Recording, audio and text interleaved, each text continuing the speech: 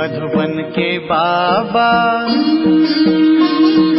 मधुबन के बाबा मुरली वाले, आपका क्या कहना, आपका क्या कहना। ओम शांति। आज 27 जून 2026 के साकार मधुर महावाक्य हैं। आज मीठे मीठे बाप दादा बोले, मीठे बच्चे, याद से आत्मा का किचड़ा निकालते जाओ। आत्मा जब बिल्कुल पावन बने तब घर चल सके। बाबा ने कहा, मीठे बच्चे, याद से आत्मा का किचड़ा निकालते जाओ। आत्मा जब बिल्कुल पावन बने तब घर चल सके। बाबा ने आज प्रश्न पूछा कि इस अंतिम जन्म में बाप के किस डायरेक्शन को पालन करने में ही बच्चों का कल्याण है। बाबा ने उत्तर में कहा, बाबा कहते, मीठे बच्चे, इस अंतिम जन्म में बाप से पूरा वर्षा ले लो। बुद्धि को बाहर में भटकाओ मत। विष को छोड़ अमृत पियो। इस अंतिम जन्म में ही तुम्हें 63 जन्मों की आदत मिटानी है। इसलिए रात दिन मेहनत कर देही अभिमानी बनो। ओम शांति। शांति धाम विश्रामपुरी है। इस दुनिया से सब थके हुए हैं, चाहते हैं कि हम अपने सुख धाम में जाएं। यह दुनिया अच्छी नहीं लगती। स्वर्ग को देखते हैं तो नरक से दिल कैसे लगे। कहते हैं, बाबा जल्दी करो, इस दुख धाम से ले चलो। बाप भी समझाते हैं कि ये तो छीछी दुनिया है, इनका नाम ही है डेविल वर्ल्ड, नरक। यह कोई अच्छा अक्षर है क्या? कहाँ डीटी वर्ल्ड, कहाँ डेविल वर्ल्ड। इस डेविल वर्ल्ड से सब तंग हो गए हैं, परंतु वापस कोई जा नहीं सकते। तमो प्रधानता की खाद पड़ी हुई है, वह खाद आत्मा से निकले उसके लिए पुरुषार्थ कर रहे हैं। जो अच्छे पुरुषार्थी हैं उनकी अवस्था पिछाड़ी में अच्छी हो जाएगी। यह पुरानी दुनिया खलास हो जाएगी। अब तो बाकी थोड़े रोज हैं। जब तक बाप आकर वापस ना ले जाए तब तक कोई वापस जा नहीं सकते।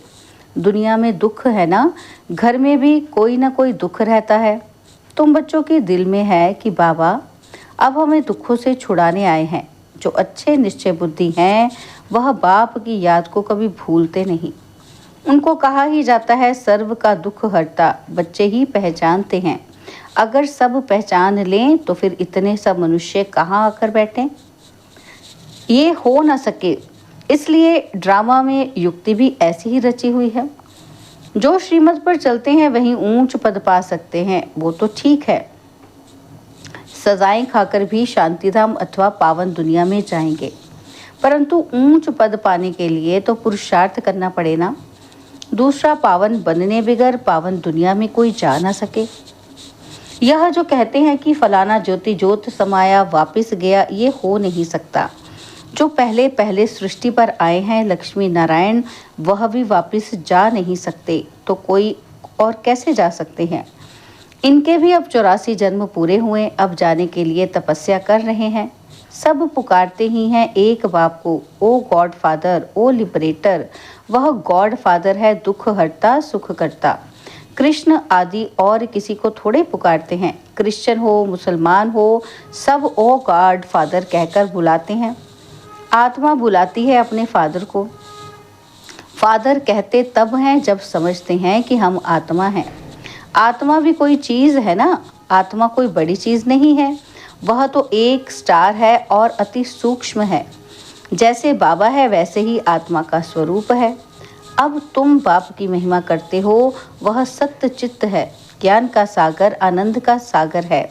तुम्हारी आत्मा भी उनके समान बनती है।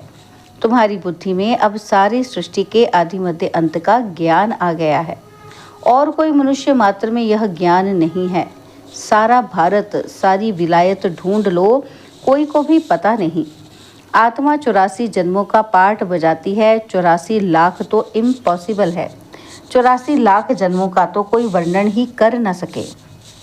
बाप कहते हैं, तुम अपने जन्मों को नहीं जानते हो, हम सुनाते हैं। वह सब सुनते हुए भी पत्थर बुद्धि समझते नहीं कि 84 लाख जन्म हो तो कोई सुना ही कैसे सकते। अभी तुम जानते हो कि हम ब्राह्मण हैं, हमने 84 जन्म लिए हैं। ब्रह्मा ने भी 84 जन्म लिए हैं और विष्णु ने भी 84 जन्म लिए हैं।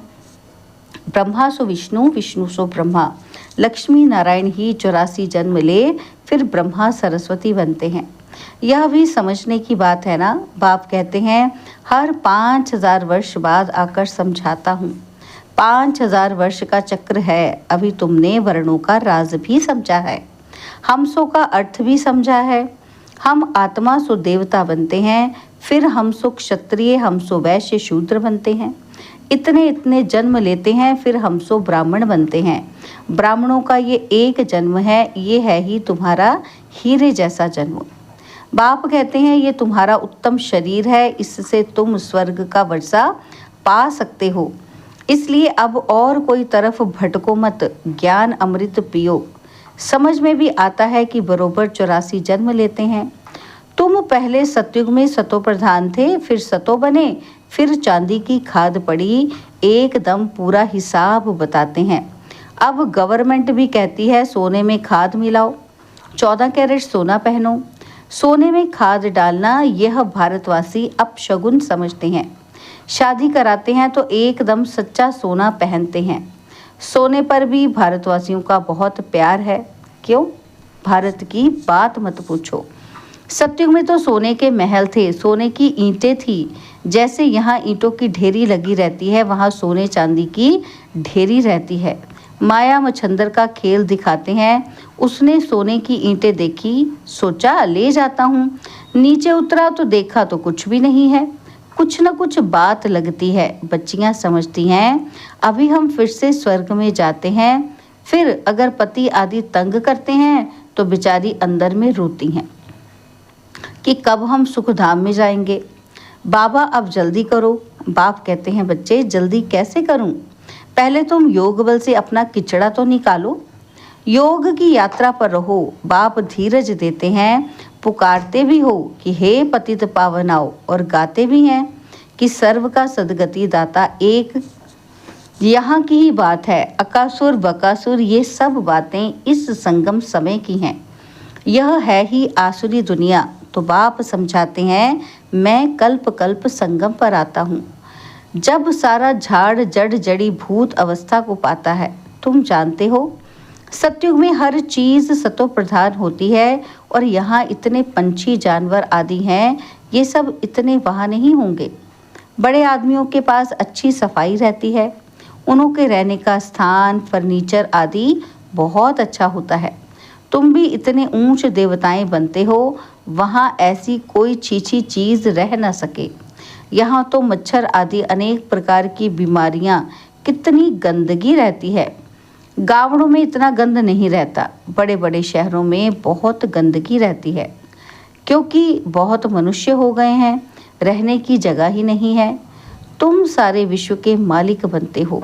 मनुष्य गाते हैं घट ही में ब्रह्मा, घट ही में विष्णु, और घट में है 9 लाख तारे। ब्रह्मा सो विष्णु बन जाते हैं, विष्णु के साथ सितारे भी हैं। सतयुग में यह देवता बनते हैं तो इतने थोड़े ही होते हैं। झाड़ पहले छोटा होता है, फिर वृद्धि को पाता है। सतयुग में तो बहुत थोड़े होंगे, मीठी नदियों के ऊपर रहते होंगे, और यहाँ नदियों से बहुत कैनाल्स निकालते हैं। वहाँ कैनाल्स आदि थोड़े होते हैं, मुट्ठी जितने तो मनुष्य होते हैं। इतने के लिए गंगा यमुना तो है ही, उन नदियों के ही आसपास रहते हैं।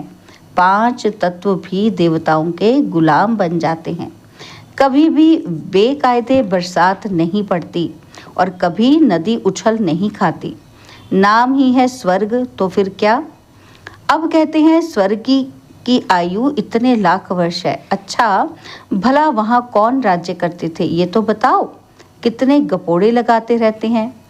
तुम जानते हो कि हम कल्प पहले मुआफिक ये पाठ बजा रहे हैं। रुद्र ज्ञान यज्ञ में अनेक प्रकारों के असुरों के विघ्न पड़ेंगे। फिर मनुष्य समझते हैं असुर लोग ऊपर से गंध गोबर आदि डालते थे, परंतु नहीं। तुम देखते हो कि कितने विघ्न पड़ते हैं। अबलाओं पर अत्याचार होते हैं तो पाप का घड़ा भरेगा। बाप कहते हैं थोड़ा सहन करना पड़ेगा। तुम अपने बाप और वर्षे को याद करते रहो। मार खाने समय भी बुद्धि में याद करो शिव बाबा, तुमको तो बुद्धि में ज्ञान है। कि किसको फांसी पर चढ़ाते हैं, तो पादरी लोग कहते हैं गॉड फादर को याद करो। ऐसे नहीं कहेंगे कि क्राइस्ट को याद करो, इशारा गॉड के लिए करते हैं, वह इतना लवली है। सब उनको पुकारते हैं, आत्मा ही पुकारती है। अब देही अभिमानी बनने में ही मेहनत है। 63 जन्म तुम देह अभिमान में रहे हो, अभी इस एक जन्म में वह आधा कल्प की आदत मिटानी है। तुम जानते हो कि देही अभिमानी बनने से हम स्वर्ग के मालिक बन जाएंगे। कितनी ऊंच प्राप्ति है, तो रात दिन इसी कोशिश में रहना पड़े। मनुष्य धंधे आदि के लिए भी मेहनत करते हैं। आमदनी में मनुष्य को कभी झुटका या उबासी नहीं आएगी, क्योंकि आमदनी है, पैसे की खुशी रहती है, थकने की तो बात ही नहीं रहती। बाबा भी अनुभवी है ना, रात को स्टीमर्स आते थे तो आकर माल खरीद करते थे। जब तक ग्राहक की जेब खाली ना करे तब तक उनको छोड़े ही नहीं। बाबा ने रथ भी पूरा अनुभवी लिया है, इसने सब अनुभव किया है। गावड़े का छोरा भी था, 10 आने मन अनाज बेचता था। अभी तो देखो विश्व का मालिक बनते हैं। एकदम गावड़े का था और फिर चढ़ गया तो एकदम जवाहरात के धंधे में लग गया। बस जवाहरात की बात, यह फिर है सच्चे जवाहरात, यह होता है रॉयल व्यापार। बाबा बहुत अनुभवी है। बाबा वाइसराय आदि के घर में ऐसे जाते थे जैसे अपना घर।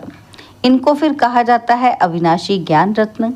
जितना यह बुद्धि में धारण करेंगे, इससे तुम पद्मपति बनेंगे। शिव बाबा को कहा जाता है सौदागर, रत्नाकर। उनकी महिमा भी गाते हैं, फिर कह देते सर्वव्यापी। महिमा के साथ फिर इतनी ग्लानि, कैसी हालत हो गई है भक्ति मार्ग की। बाप कहते हैं जब भक्ति पूरी होती है तब भक्तों का रक्षक बाप आते हैं। बहुत भक्ति कौन करते हैं यह भी सिद्ध हो जाता है। सबसे जास्ती भक्ति तुम करते हो, वही यहाँ आकर पहले पहले ब्राह्मण बनते हैं और बाप से वर्षा लेते हैं और फिर से पूज्य बनने का।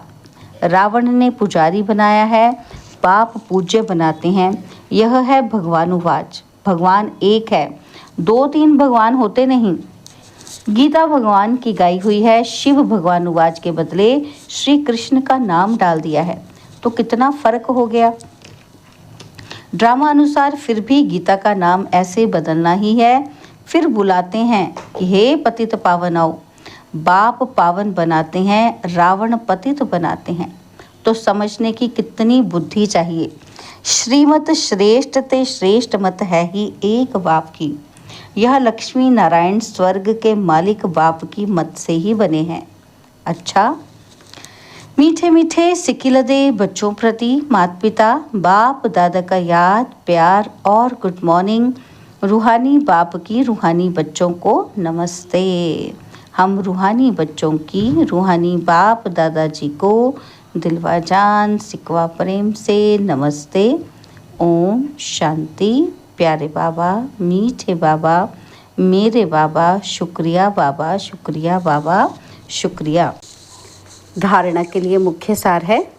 पहला पॉइंट है, इस एक जन्म में 63 जन्मों के पुराने देह अभिमान की आदत मिटाने की मेहनत करनी है। देही अभिमानी बन स्वर्ग का मालिक बनना है। और सेकंड पॉइंट है, इस हीरे तुल्य उत्तम जन्म में इस बुद्धि को भटकाना नहीं है। सतो प्रधान बनना है, अत्याचारों को सहन कर बाप से पूरा वर्षा लेना है। बाबा ने आज हमें वरदान दिया, साकार बाप समान अपने हर कर्म को यादगार बनाने वाले आधार मूर्त और उद्धार मूर्त भव। साकार बाप समान अपने हर कर्म को यादगार बनाने वाले आधार मूर्त और उद्धार मूर्त भव। जैसे साकार बाप ने अपना हर कर्म यादगार बनाया, ऐसे आप सभी का हर कर्म यादगार तब बनेगा जब स्वयं को आधार मूर्त और उद्धार मूर्त समझकर चलेंगे। जो अपने को विश्व परिवर्तन के आधार मूर्त समझते हैं, उनका हर कर्म ऊंचा होता है और वृत्ति दृष्टि में जब सर्व के कल्याण की भावना रहती है तो हर कर्म श्रेष्ठ हो जाता है। ऐसे श्रेष्ठ कर्म ही यादगार बनते हैं। स्लोगन है, सत्यता की शक्ति को धारण करने के लिए सहनशील बनो। सत्यता की शक्ति को धारण करने के लिए सहनशील बनो। बाबा के अव्यक्त इशारे हैं, सदा हर्षित रहने के लिए अपनी नेचर को सरल बनाओ, सहनशील बनो। बाबा कहते इस सहज योगी जीवन में अगर मुश्किलातों का अनुभव होता है तो सहज राज्य कैसे करेंगे? यहाँ के संस्कार ही वहाँ ले जाएंगे। देखो, आपके यादगार जो देवताओं के चित्र बनाते हैं उनकी सूरत में सरलता ज़रूर दिखाते हैं। तो जो जितना सहज पुरुषार्थी होगा वह मनसा में भी सरल, वाचा में भी सरल और कर्म में भी सरल होगा। उसको ही फरिश्ता कहते हैं। अच्छा, ओम शांति।